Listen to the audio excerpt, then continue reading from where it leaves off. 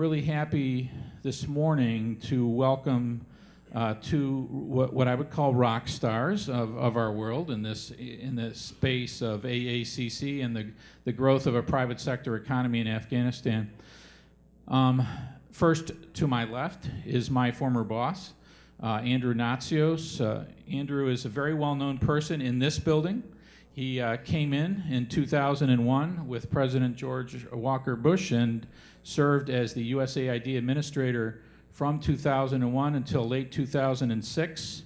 He then became a presidential special envoy for the president, serving on the issue of Sudan and South Sudan, and helped to negotiate many things that have helped Sudan to peaceably, in that time period, transition. But now Sudan once again is having its own troubles that Andrew is advising and writing a lot about. He's published several books. He's published a book on U.S. foreign policy. He's published a book called The Four Horsemen of the Apocalypse on the Great North Korean Famine. He's published a book on Sudan and South Sudan, What Everyone Needs to Know, that was published in 2012 by Oxford University Press. He's contributed to 13 other books.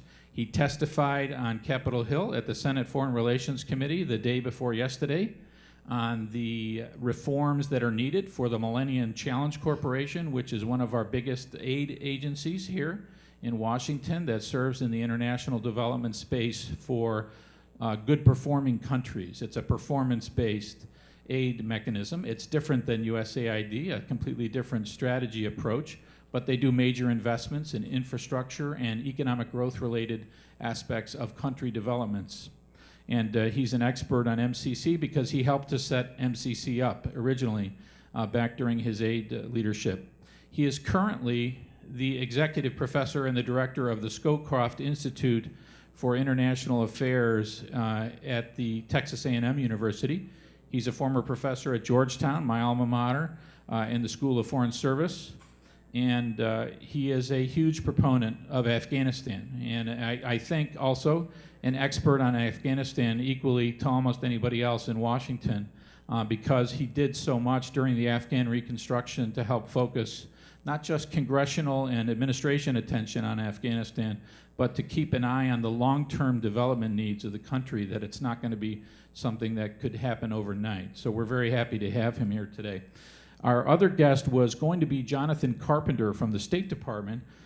Jonathan is the Deputy SRAP representative. That's the Office of the Special Representative for Afghanistan and Pakistan Affairs. But Jonathan was not able to come because of a White House meeting that he got called to that he told us about late last night.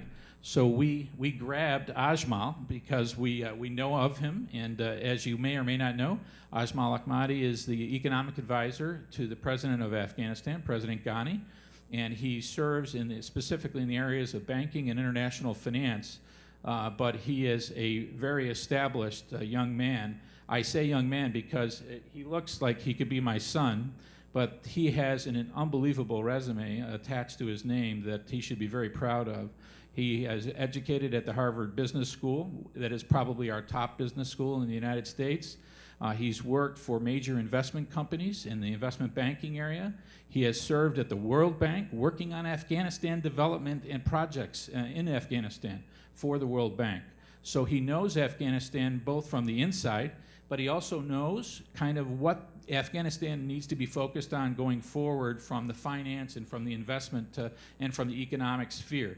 So our title of our panel discussion this morning is about the future of the U.S. and Afghanistan economic relationship. So I'm really happy to have you here. Thank you for doing this on such short notice. So we're going to start, I think, with Ajmal because we have so much happening inside Afghanistan on the economic front right now. So I'd like him to maybe just for us open by talking about what do you see, what does President Ghani see as the future of the U.S. and Afghanistan economic relationship? What would be some of the big priorities, and then what would be some of the challenges that we need to work on together over the next, say, 12 to 18 months? Sure. Is this working? Yeah, it should be on. Thank you very much for having me. Thank you very much for having me on the panel.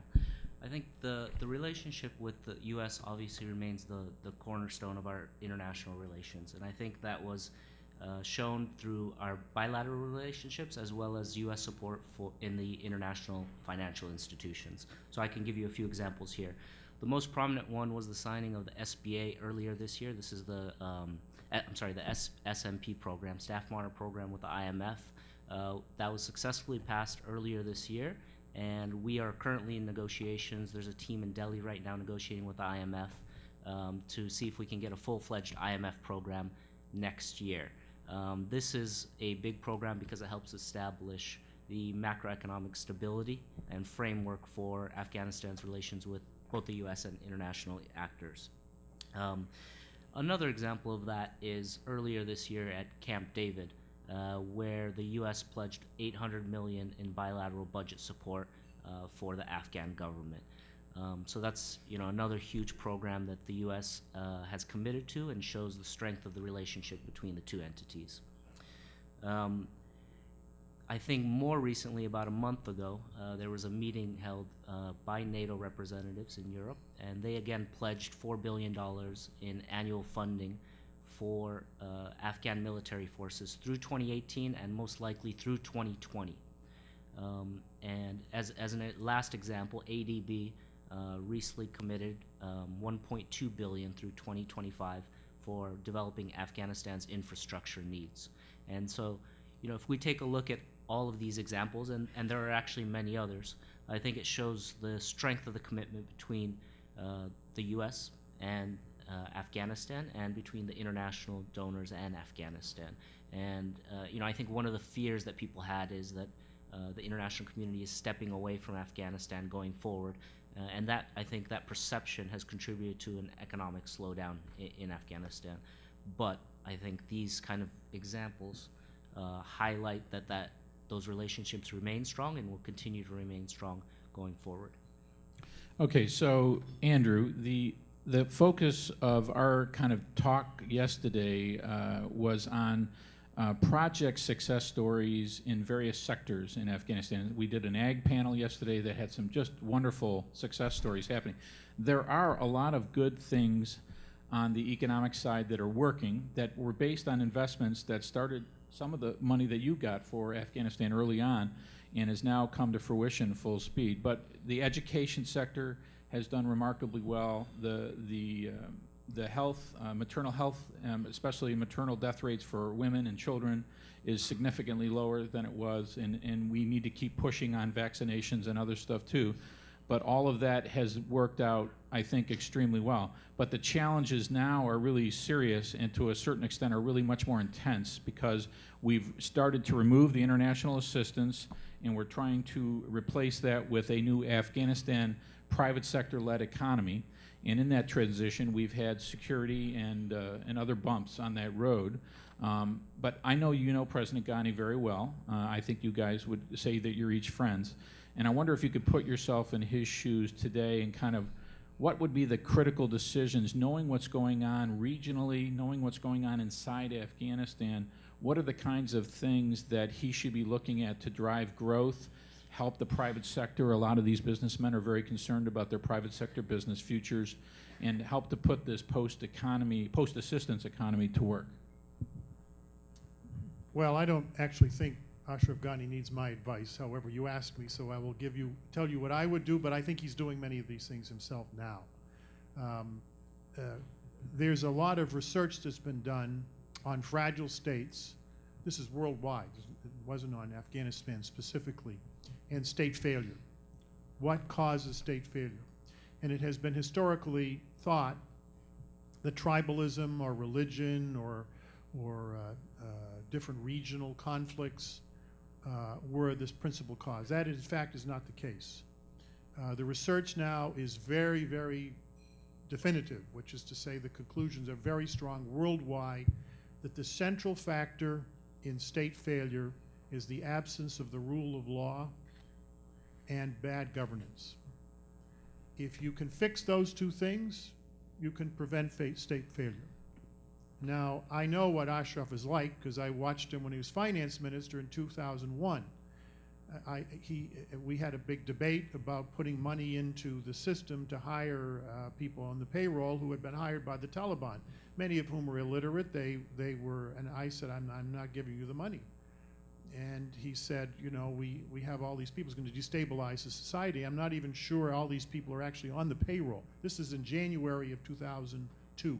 Very early, the war was still going on.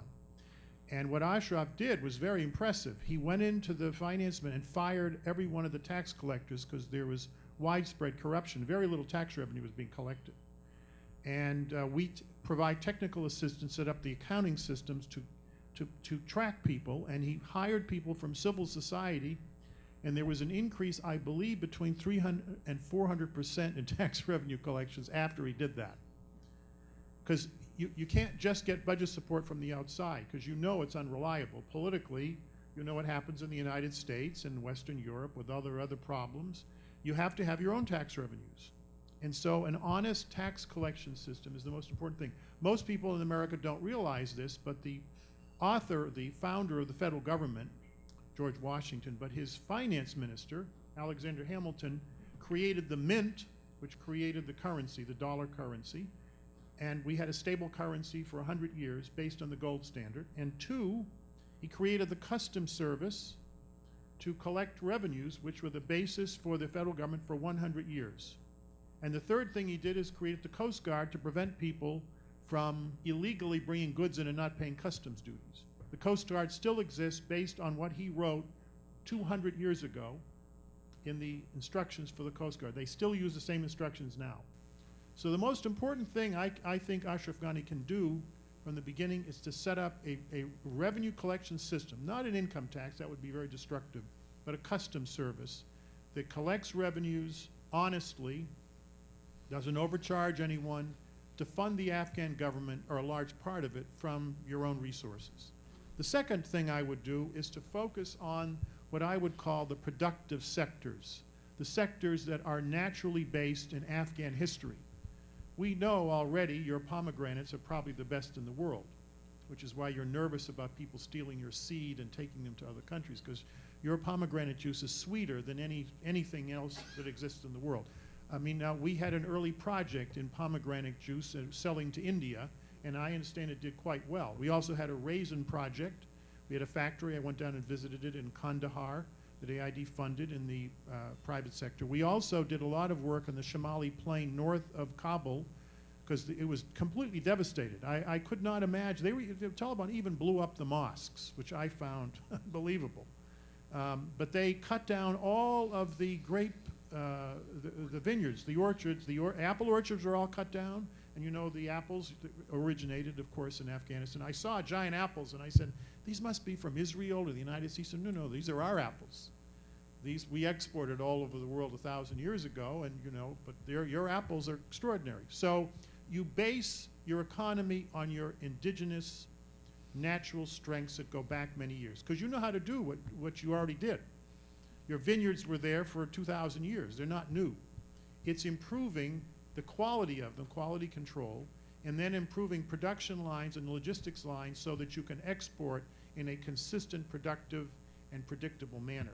One of the things we did in Afghanistan is to rebuild the irrigation system. Some of them were modern, but some of them were the old systems that were set up in the 18th century by the kings to take the water from the Hazarajat, the snow melt, and bring it down underground. I went down in some of those, I don't know, I can't remember the Afghan word for them, but they were extraordinary to see because they were 200 years old and they're still functioning very well. I would focus, frankly, on, now you have to be very careful, on extractive industries. There are two areas. One of them is in gems. I see the Minister of Mines here. There's a very good reason he's here. You have enormous wealth, but I remember when we first arrived in 2002, some warlord had control of them and he was using dynamite to mine. Do you know what dynamite does to gems? It destroys the value. He was getting some value, but he was destroying 80% of the value because he was using these stupid techniques of dynamite to blow up, to mine instead of the proper technology.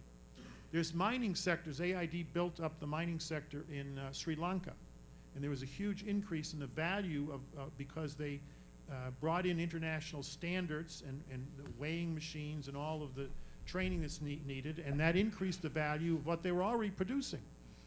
So the mining industry is one area. The other industry, which you need peace for, of course, is gas and oil. You have large reserves, but that can bring corruption, and so you have to be very careful if you're going to get into extractive industries that you do not allow corruption to destroy your economy. That's what happened in South Sudan. Corruption from oil led to huge problems with governance, and it led to civil war that destroyed the South and all the progress. I mean, they're rebuilding now, but you have to be careful of that.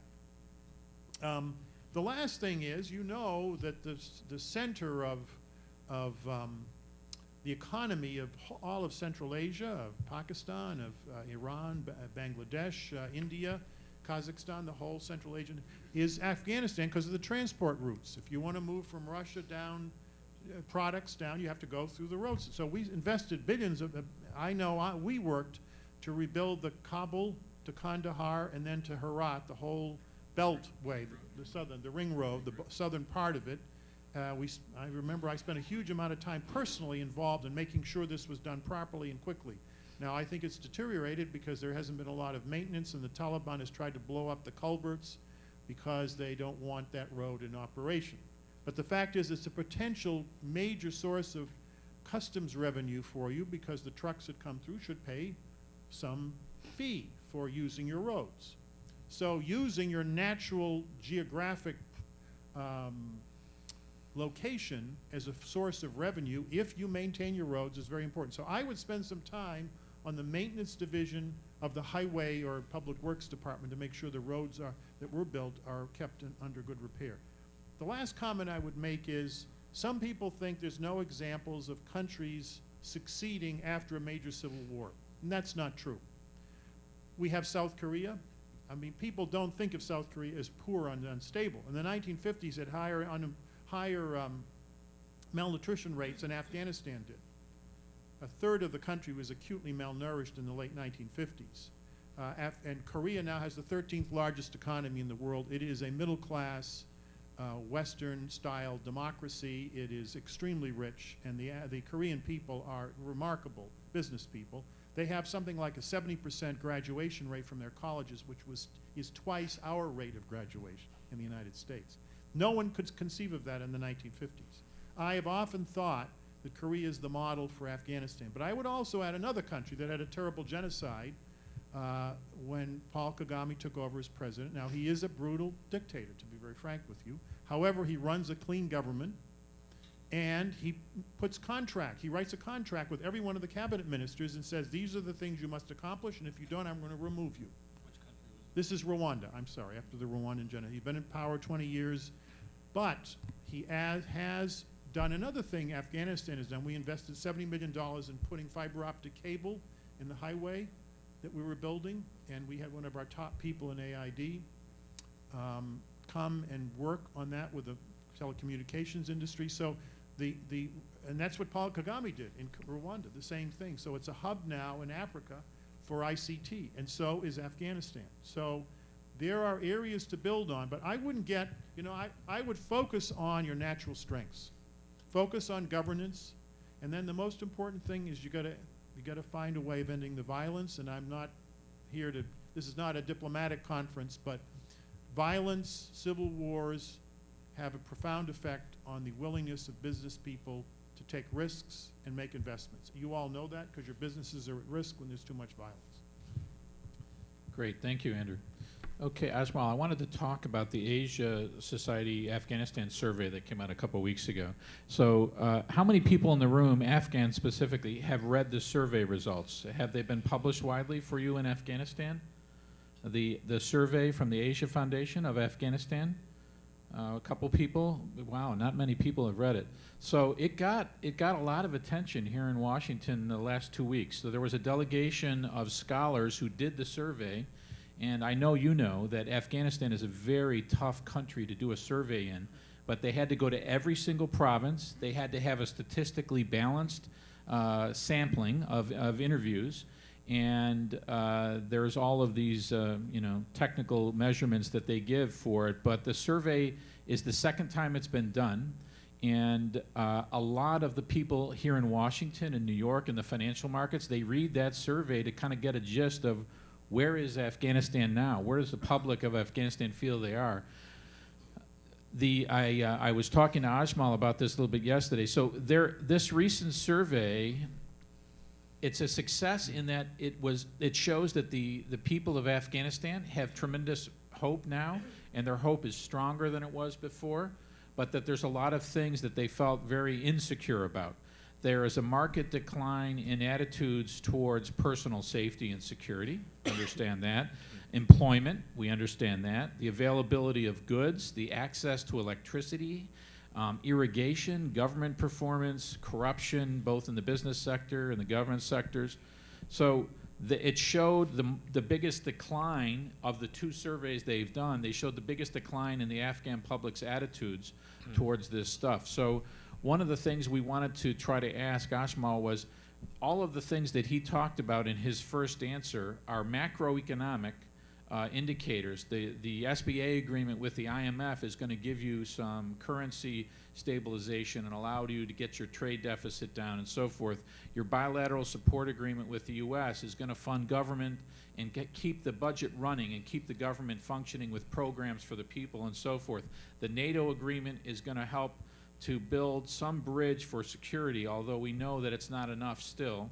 And the infrastructure development that the ADB is going to be funding for the next 5 years to 10 years is significant. It's a lot of money.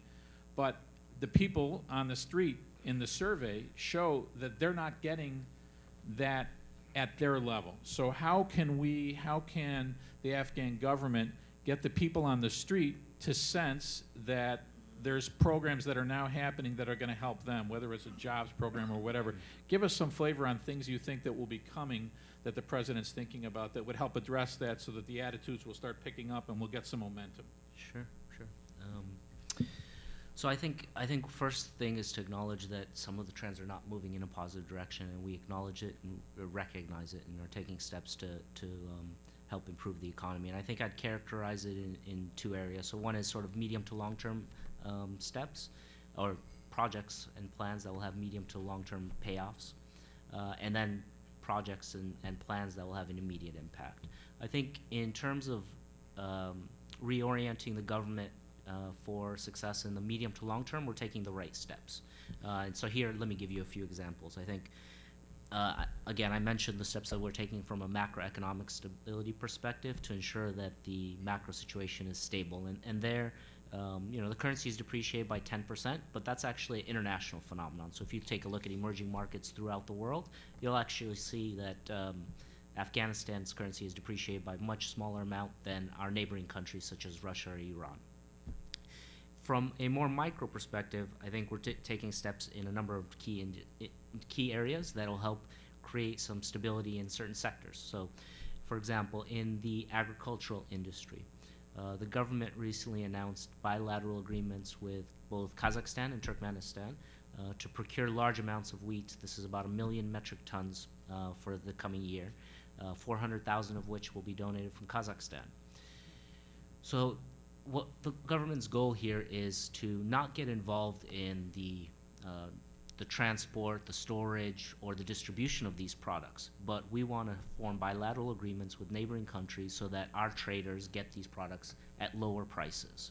So we're inviting the private business community to be involved in this process, and the Minister of Agriculture is leading that particular initiative.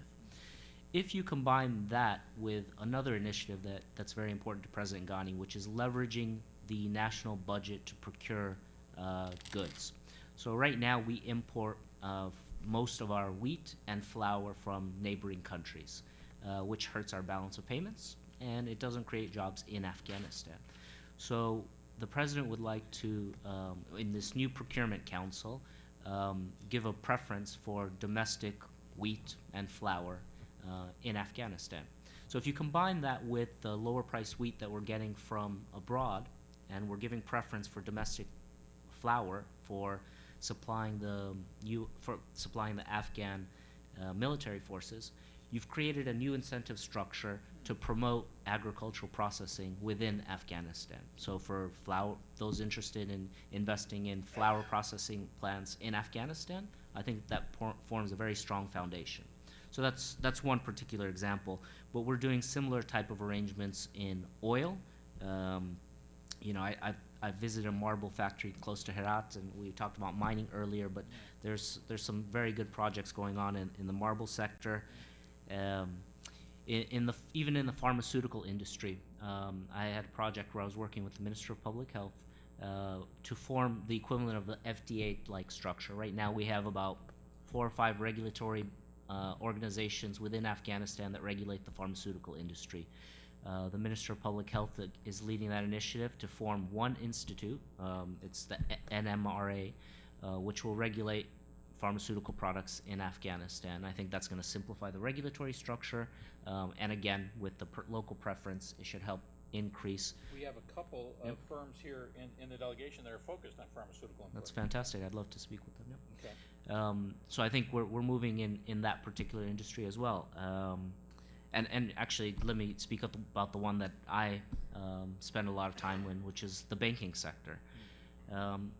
Afghanistan, and this will come as a surprise to most people, we have, in a $20 billion economy, we have about $4 billion banking sector. Now, this is obviously very small by international standards, but the surprising thing in Afghanistan is that financing should not be an issue. The reason being that we have $4 billion in deposits in our banking sector, but only $600 million in loans. So common ratio in the international community is a loan to deposit ratio, which in Afghanistan is less than 20%. To give you an international comparable, in the US, it's closer to 100%. And in many European countries, it's more than 120%.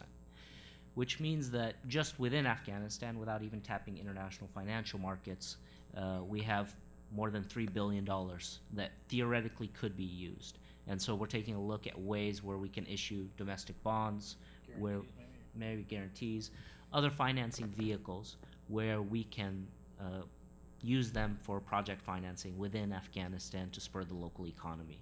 Again, it's, you know, we have a lot of financing from the international community as well as potentially from the domestic financial industry. And on the other side, you know, we have a ton of need for infrastructure and other goods. I think you made an excellent point. So getting capital in is not an issue. That's right. Now the issue is getting the capital from the institutions into the hands of the business people for them to invest. And Andrew, I know, wants to attack this too. But while you do that, I'm going to put you on the spot. So hearing both what the Asia Society survey gave us, hearing the good stuff that they're doing now on a macro and a micro perspective, Jeb Bush is now sitting in a transition office. He's won the election, and you're to advise him on what he should do to help Afghanistan.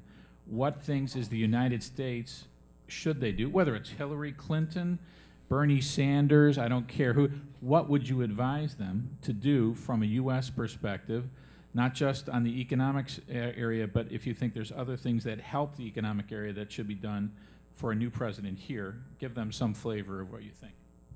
Well, just to tell you a story, because people remember stories, they can't remember abstract things too. I can't remember them.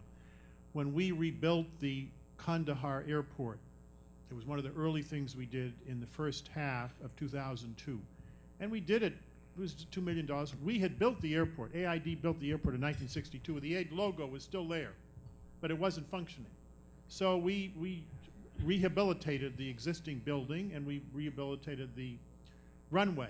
And we did it for very logistics reasons, for the U.S. military and for us, for AID. However, the Afghan elders I met with in Kandahar, the Pushtun leaders, said, "Oh, we noticed the airport, Mr. Natsios." I said, you're going to stay here then. I said, "What do you mean we're going to stay here? You abandoned us before. When the Russians left, you all left. And now everybody's saying, oh, the AID is going to stay here instead of leave, and the American military is going to stay here. You don't understand. No one is going to side with you and us unless you're going to stay. If you're going to abandon us again, no one is going to help. And the corruption will grow." Part of the reason the corruption has grown is the perception that the United States was leaving. I'm sorry to say that, but that's what it is. That AID was going to leave and that the U.S. military is going to leave. People are saying, we need to protect ourselves when they leave, so we're going to steal the money, okay? We need whoever the new president is to say, you know how many troops we still have in South Korea? This Korean War was 60 years, 50 years, 65 years ago. We still have 40,000, 30,000 American troops there. Now, I think we need a long-term agreement, a base agreement to keep troops in Afghanistan, not out in combat, but a permanent presence with a long-term agreement. And I think the new president of either party would be willing to sign that. And the second thing is we need to also tell, of course, you have to want it. If you don't want it, that's fine. But I have to tell you, most of the Afghans I know want it. The Taliban may not like it very much. Two, we made an agreement that we will be in USAID in South Korea. We did it for 30 years. In the early 70s, they had so much money, we shut the mission down. We had spent $6 billion in 1960s money. I don't know how much that would be today, but it was a very successful program. Very successful program. I think we need to make a commitment that we'll be in Afghanistan for the next 20 years. The evidence is that the most successful aid programs take 15 to 20 years. Someone said to me, because of political and military pressure on AID, we've had 13 one-year projects. The projects are very short-term because they keep wanting to move the money around. That's a very destructive thing in development. You have to keep, because programs originally sometimes don't work when you start them off. And you have to keep fixing them. And once they start working, then you have to strengthen, put more money in. It's not easy to do development in a post-conflict society. It's very difficult. So what we should be doing is having more independence from AID, from the State Department and the Defense Department. Not that we should ignore them, but we need to have more control over how that money is spent so that long-term commitments can be made so the Afghans know aid is staying, the State Department staying, and the U.S. military staying over the long term. And by doing that, in my view, we will be sending a message to everyone that we're not leaving. You also wanted to address getting the capital. Oh yes, the capital. Now, one last thing, just so you know this, Ajmal, that you may not be familiar with. We have a program. It was approved the year before I became administrator, but it started basically operationally when I was there, and it's called the Development Credit Authority. Are you familiar with this, DCA? No. No, you should go upstairs and get a briefing on it. It's one of our most successful things. That's right. The DCA is this. We have found in Africa and Latin America and other countries, other areas of the world, that there's a lot of local capital, but it's not being used to invest in. In fact, many of the banks in the developing world invested their money in treasury bills from the U.S. That's not helping your economy. In fact, it's a terrible investment because the interest rates are so low now. I don't know who in their right mind would invest in treasury bills, frankly.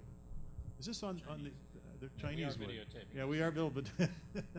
In any case, the DCA says if a local bank connected somehow with the U.S. banks, there's going to be some relationship, will do a credit guarantee of 50%. So if the bank loan fails, the local Afghan bank or Latin American or African bank pays 50% of the loss, and 50% is paid for by AID. Now, we've had this for 15 years. We've paid almost no losses. We're very careful. The programs have to go for some socially desirable or productive, I mean, someone building a mansion somewhere, we don't give loans for that. Okay, we'll give loans to build housing, for example, for poor people. Or we would do agricultural loans or loans in some productive area of the country that will produce jobs and income for the government. So these are very carefully constructed loans. We go through the business community to see whether this is viable and whether they can pay the loans back. But what it does is it gives some assurance to the local bank that they're not going to be at risk. That's why the bank hasn't have very low loan rates, is because they're risk averse. This improves their willingness to take risks. And it's now, I think we've done loans of up to $3 billion around using the development credit, and it hasn't cost the U.S. taxpayers any money, because there's no money that goes into it from AID. It's all local money. It's just we guarantee If the loan fails, we pay 50% of the loss, but we're very careful that we don't do speculative or dangerous investments. So it's something you should look at. All right, very good. Yeah, we can connect Ajmal and you guys with DCA.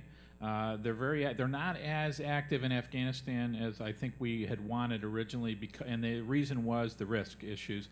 But they have been working with both MIGA at the World Bank, and with other U.S. government like OPIC to try to figure out if they could do some political risk insurance for some of their programming. So we can maybe get Michael Metzler to do a readout on that and send it to you. He runs the program now. He's one of Andrew's former deputies. So let's shift now. Last night at the dinner, Congressman Ritter and Suleiman Lutfi gave an award to the Deputy Minister of Trade and Industry of Afghanistan, who was going to be here, Mr. Shinmari, but couldn't come at the last minute because he has to be in Nairobi next week to sign the WTO accession agreement.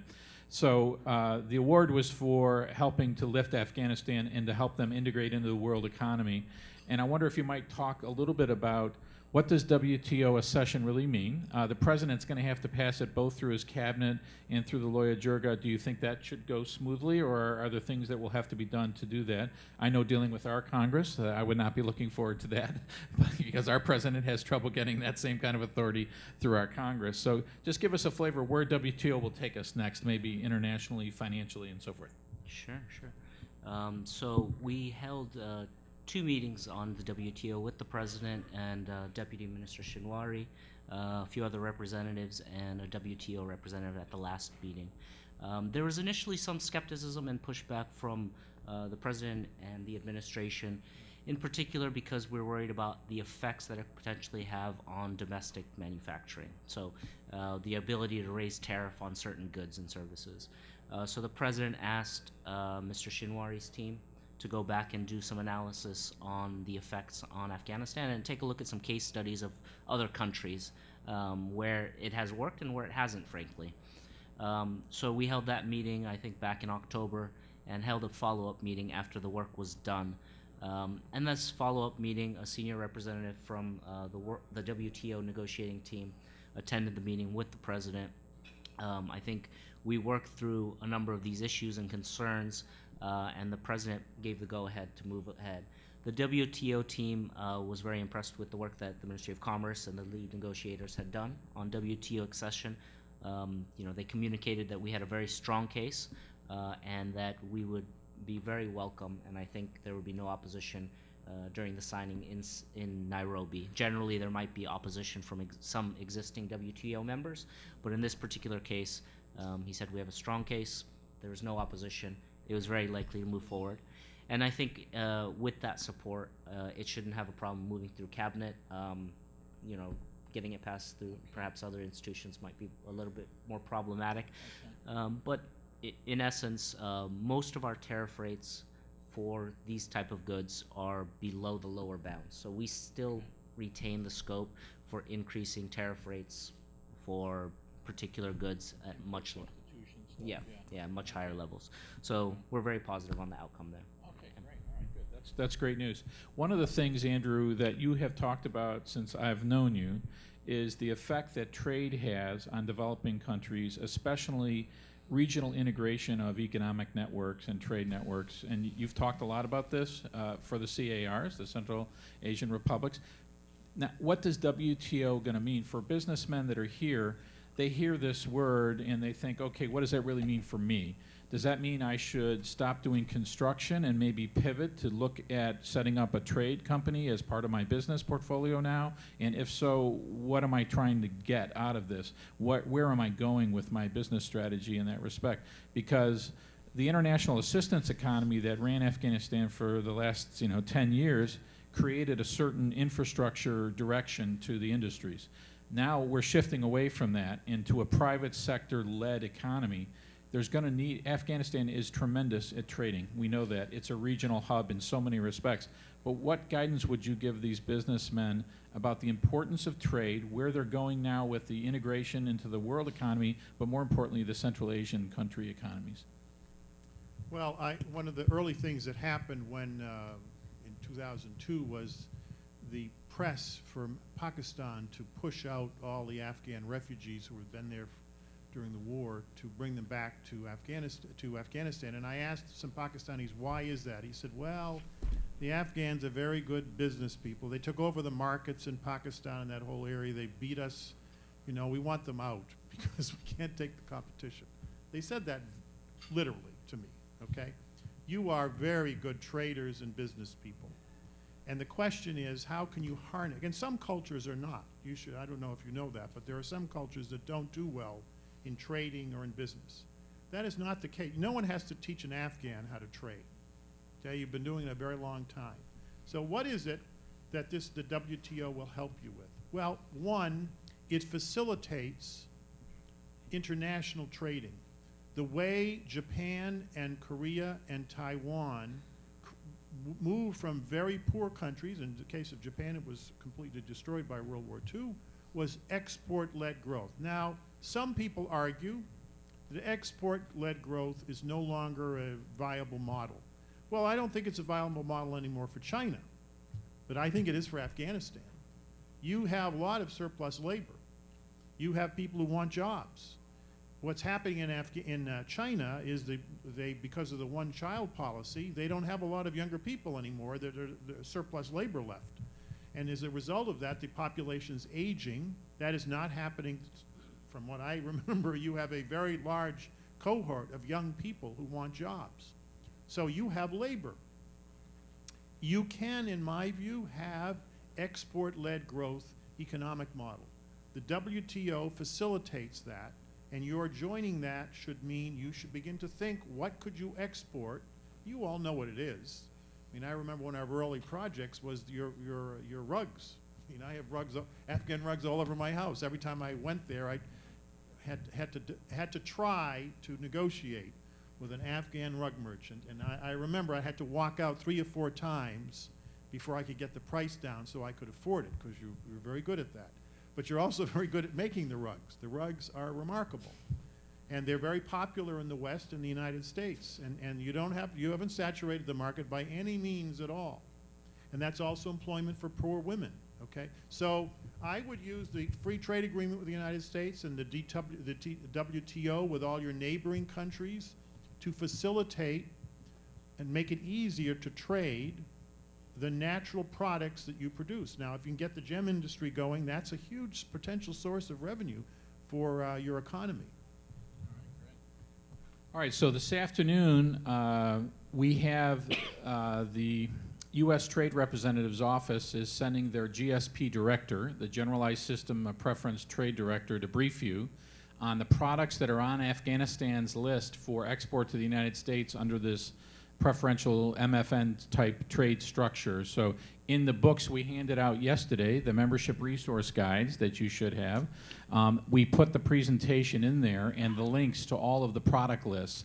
I have the full Afghanistan GSP product list at my table in the back. If you want to come and check on your products and what areas. Afghanistan has very large GSP eligibility, but you are the least user of the eligibility. You haven't exported enough products under it. You could be getting a ton more trade covered for that into the United States of your products, which will help drive your revenue base. So we'll talk more about that later today, but that's a link back to both the WTO discussion that Ajmal talked about and to what Andrew was talking about. I'd like to thank both of them for joining us this morning. We're going to now move into our next keynote, and Don's going to come up and set that up, but we'd like to thank both of our guests for joining us today. Thank you.